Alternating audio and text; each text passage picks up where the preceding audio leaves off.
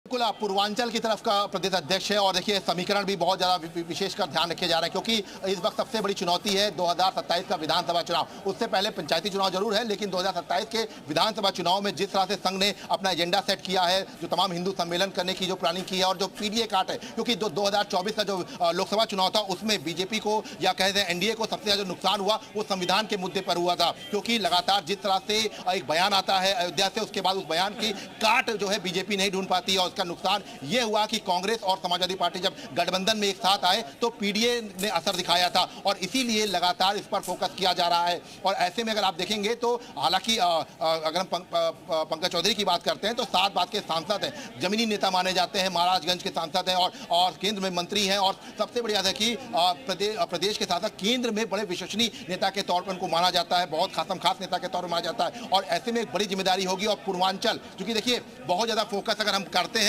तो पूर्वांचल की जब सीटों की बात आती है तो एक बड़ा सिनेरियो होता है, क्योंकि देखिए बुंदेलखंड बीजेपी के पास में पिछले का चुनाव में देखें तो एक अच्छा प्रदर्शन रहा है, अवध क्षेत्र में बीजेपी अच्छा प्रदर्शन करती रही है, लेकिन पूर्वांचल में बीजेपी को काफी नुकसान हुआ और यहां तक कि जब देखेंगे 2024 के लोकसभा चुनाव में पूरी मेहनत करने के बावजूद भी गाजीपुर की सीट हार जाती है, इसके साथ साथ आपको बोले मऊ की सीट जो है हार जाती है, तो इन सब चीजों का भी विशेष फैक्टर पड़ता है। तो पश्चिम से पूर्वांचल तक की जो राजनीति है वो इस प्रदेश अध्यक्ष के चयन पर देखी जाती है। और देखिए 8 प्रस्तावक, मैं बार बार क्यों कह रहा हूं कि 8 प्रस्तावकों में अगर आप देखेंगे तो जातीय समीकरणों को रखा गया है, जहां सीएम योगी आदित्यनाथ को प्रस्तावक बनाया गया है तो वहीं पर दोनों डिप्टी सीएम को प्रस्तावक बनाया गया है, स्वतंत्र देव सिंह प्रस्तावक है, फिर प्रताप शाही प्रस्तावक है, तो ये एक स्मृति ईरानी जो है उनको प्रस्तावक बनाया गया है। तो हर वर्ग को साथ में लेकर आगे चलने की जो पूरी प्लानिंग है वो बीजेपी करे और इसीलिए देखिए बीएल संतोष लगातार लखनऊ में उन्होंने डेरा डाला, लगातार बैठकें की, दिल्ली में लगातार बैठकें हुई, मैराथन बैठक और एक लंबे समय से जो इंतजार किया जा रहा था प्रदेश अध्यक्ष के नाम को लेकर वो नाम जो है फाइनल हुआ। कई कुछ नेता कार्यकर्ता भी आपके पीछे मौजूद है, उनसे भी थोड़ा रिएक्शन ले लीजिए। जो तस्वीर अब क्लियर हो रही है आपके पीछे भी कुछ नेता कार्यकर्ता हैं, अगर उनसे बातचीत हो पाए तो। देखिए बिल्कुल देखिए उत्साह तो बिल्कुल बीजेपी में आपको दिखाई पड़ेगा, क्योंकि बहुत लंबे समय के इंतजार के बाद जो है प्रदेश अध्यक्ष का जो चुनाव होने जा रहा है। तो ये देखिए तमाम है, कहाँ से आए आप लोग?